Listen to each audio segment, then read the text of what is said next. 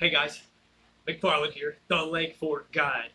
I'm going to give you a Lake Fork rundown for the first week of January. Basically the 4th Monday through today, Friday, I think the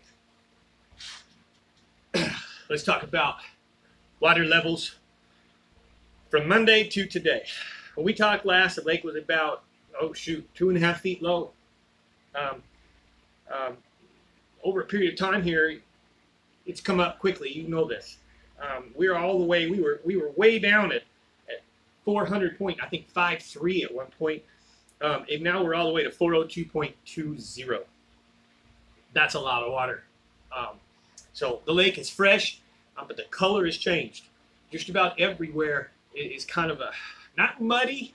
There's places that are definitely muddy, but the color's changed. The visibility is down, 0 to 1 foot. Used to be 1 to 2 foot. Okay. Water temperatures. Monday we had a 7-pound 10 ounce in a creek swing. The fish were inactive, and the water was basically 49.6 degrees. Nothing has changed this week. It's actually been very cold the last 2 or 3 days. Almost winter-like conditions, and we have more winter-like conditions coming this weekend. In fact, maybe some snow on Sunday. So it has been cold. So water's upper 40s. Remember, that is cold. For largemouth bass, it's tough to catch them when you do that, when you have water like that. Okay. So what do we do, and what's going on? Well, remember, warm trend, cool trends. I always make a joke: fish on the warm trend, hunt on the cool trend. But sometimes you have to fish when you get a chance, right? So this weekend, when you're coming out, it's Saturday. It's going to be really, really cold. I would stick to the creek swings. But here's the 3 ways that I'm fishing for these fish right now.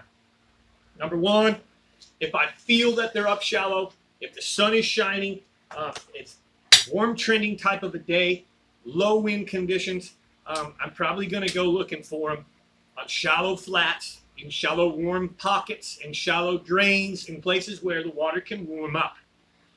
South wind blows that surface water into a pocket late in the afternoon. Those fish might be in there feeding, and I'm throwing things like a small square bill, 1.5, the color chili bowl, anything red and orange. This is chili bowl, and rattle traps. So square bills and rattle traps would probably be my number 1 deal to be throwing right now.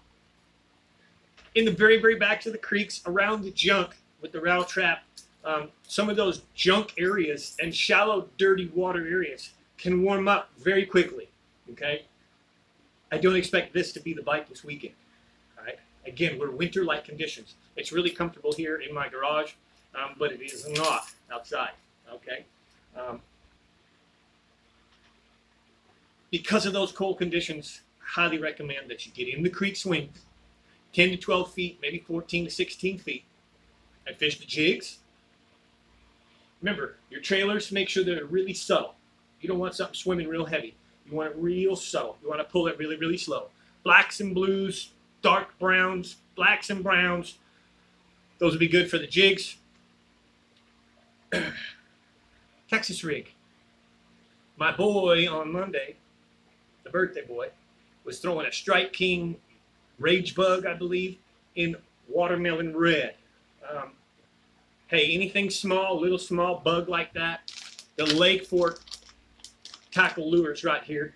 I really used to love this, and I haven't fished with it as much as I should. But this is called the Flipper. Really, really good bait for cold water conditions. It has a little pair of legs that you have to pull apart like this. It has little like rudders on these fins. Make sure when you hook this up Texas rig that those rudders are on the bottom, because when you pull this bait, they funnel the water and they make these legs shoot apart. And that's the little bit of movement that you'll have out of this bait when you pull it.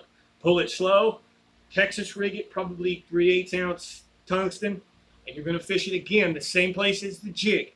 In the creek swings, in the roots, in the steep, deep banks. You may find some channel banks that are up against the shoreline where it's steep, deep. You want vertical walls. Okay, even if you're fishing really deep, you want some vertical stuff when it's this cold.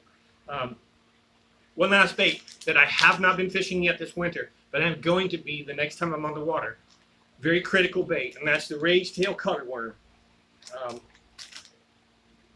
I'm going to fish it with the tail on it. I may cut the tail off of it and fish it just like a Senko. But I'm going to go with a watermelon red, especially if the sun's shining. And I'm going to fish that really, really slow in the same places, in the roots, in the channel swings, not always channel bank swings, but just channel swings. The more defined the swing, the more roots in the swing, trees and roots, the better. So that's pretty much the gist of this week's rundown. Again, if you're coming out this weekend, be prepared for some really cold fishing. I know the crappie are way, way, way out offshore. The loons are here, so you may want to go chase the loons and throw big swim baits and deep diving crankbaits if you're crazy enough to battle the cold. That's just what it's going to be, a cold weekend on Fork. So thanks for watching. Don't forget, give me the thumbs up if you enjoy this. Subscribe, please. I want all the subscribers that I can get. I'd sure love to have you subscribe if you're enjoying the shows. So appreciate y'all. Wish you great fishing. I'm Mike McFarland, Bell Lake Fork Guide.